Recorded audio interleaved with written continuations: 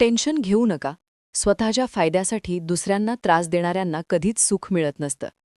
मित्रांनो, माणसाच्या आयुष्यात नाती ही सर्वात मोठी संपत्ती मानली जातात.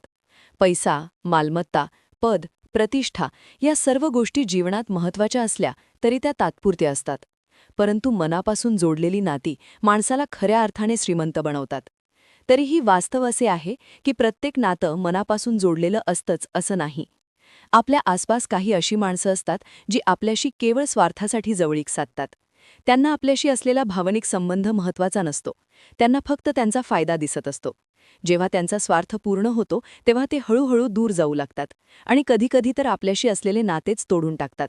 अशा लोकांचा स्वभाव सुरुवातीला ओळखणे कठीण असते, कारण ते सुरुवातीला खूप गोड बोलतात, आपली काळजी घेत असल्यासारखे वागतात आणि आपल्याला वाटू लागते की ही माणसं आपलीच आहेत.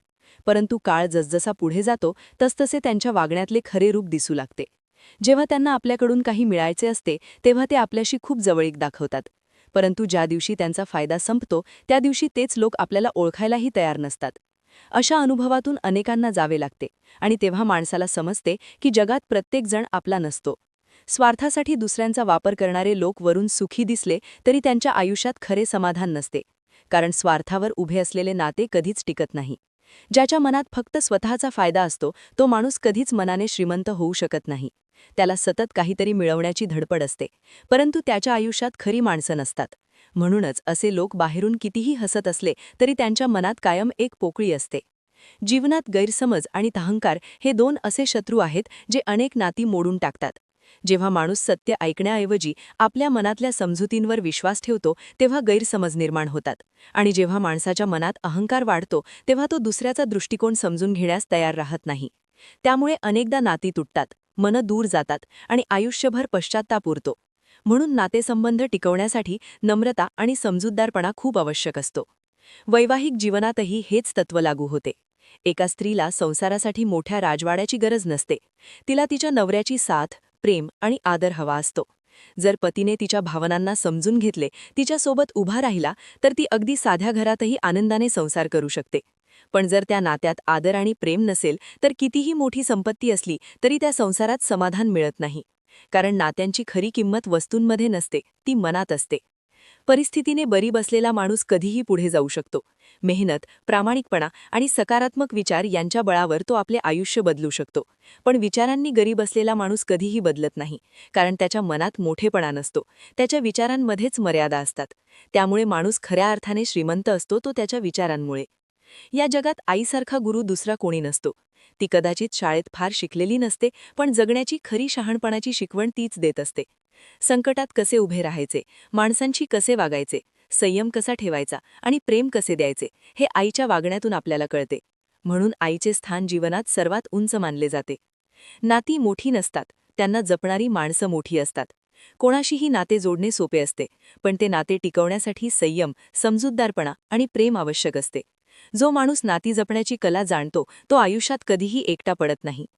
प्रामाणिकपणे काम करणाऱ्या व्यक्तीला अनेकदा विरोध आणि टीका सहन करावी लागते, कारण प्रामाणिकपणा अनेकांना अस्वस्थ करतो.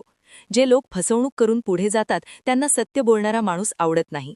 त्यामुळे ते त्याची टीका करतात, त्याला अडवण्याचा प्रयत्न करतात. पण शेवटी प्रामाणिकपणाचाच विजय होतो, कारण सत्य थोड्या वेळ लपवता येते पण कायमचे नाही. या जगात प्रत्येक माणसाची किंमत आहे, म्हणून प्रत्येकाशी प्रेमाने वागणे आवश्यक आहे. कधीकधी एखाद्या दुःखी माणसाला दिलेले 2 प्रेमाचे शब्द त्याच्यासाठी औषधासारखे असतात. म्हणून शब्दांचा वापर नेहमी जपून करावा. शब्द जखमही करू शकतात आणि जखम भरूनही काढू शकतात. खोटं बोलून काही काळ परिस्थिती टाळता येते, पण खोटं कायम लपवता येत नाही. एक दिवस सत्य बाहेर येतेच, आणि त्या दिवशी खोट्यामुळे निर्माण झालेला विश्वासघात अनेक नाती मोडून टाकतो. म्हणून खरे बोलल्याने वाद झाला तरी चालेल, पण खोटं बोलून समोरच्याच्या विश्वासाला तडा देऊ नये. मुलगी जेव्हा लग्न करून आपल्या नवऱ्याच्या घरी येते तेव्हा ती तिच्या वडिलांचं घर सोडून येते. त्या घरात ती एकुलती एक लाडकी मुलगी असते. तिच्या वडिलांसाठी ती अभिमान असते, म्हणून तिचा आदर करणे हे प्रत्येक पतीचे कर्तव्य असते. तिच्या भावनांचा आदर केला तर ती आयुष्यभर त्या नात्यासाठी सर्वस्व देण्यास तयार असते. आजच्या काळात अनेक मुलं आपल्या वडिलांच्या कष्टांवर जगतात. त्यांच्या शिक्षणाचा खर्च, त्यांच्या आनंदाचा खर्च, त्यांच्या आयुष्याचा पाळा वडिलांच्या मेहनतीवर उभा असतो. पण जेव्हा त्या वडिलांची सेवा करण्याची वेळ येते तेव्हा काही मुलं त्यांच्यापासून दूर राहण्याचा निर्णय घेतात. ही गोष्ट अत्यंत वेदनादायक आहे, कारण ज्यांनी आपल्यासाठी संपूर्ण आयुष्य झिजवले त्यांना वृद्धापकाळात साथ देणे हीच खरी कृतज्ञता असते. आजच्या युगात पैसे खर्च करून मोठं घर बांधता येतं, पण त्या घरात प्रेम आणि एकोप्याने राहणं प्रत्येकाला जमत नाही. घर मोठं असण्यापेक्षा त्यातली माणसं मोठी असणं महत्त्वाचं असतं. जिथे प्रेम, आदर आणि समजूतदारपणा असतो तिथेच खरा आनंद असतो. म्हणून मित्रांनो, आयुष्यात नाती जपा, स्वार्थापासून दूर राहा आणि मनाने श्रीमंत बना. कारण शेवटी माणसाकडे काय उरतं तर ते म्हणजे त्याने कमावलेली माणसं आणि त्याने दिलेलं प्रेम. बाकी सगळं इथेच राहून जातं.